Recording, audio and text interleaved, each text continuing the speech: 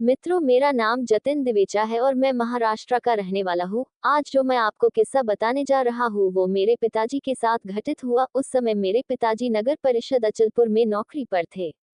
उस वक्त उनकी ड्यूटी परतवाड़ा से 3 किमी दूर गोरखेड़ा के नाके पर लगती थी। गाड़ी का जमाना न होने के कारण पिताजी साइकिल से आना जाना करते थे।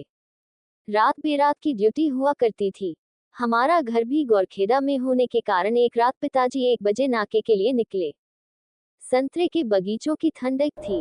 रास्ते पर 1-2 लाइटें थी। नाके पर पहुंचे बाद 20-30 मीटर के अंतर पर उन्हें एक बस दिखाई दी। वो बस वहां नाके पर आकर रुकी और उस बस के ड्राइवर ने कंडक्टर को नीचे उतरकर देखने को कहा कि नाका आया या नहीं। मेरे पिताजी को ये देखकर सुकून मिला कि चलो कोई तो बस आई। मेरे पिताजी ने देखा कि नाके से कोई आदमी बाहर नहीं आया तो वो खुद ही अंदर चले गए। नाके के अंदर उन्होंने देखा कि अंदर एक आदमी बड़ी गहरी नींद में सो रहा था। मेरे पिताजी ने उसको उठाया और बोला, अरे बाहर गाड़ी आई है और तुम अंदर आराम से सो रहे हो।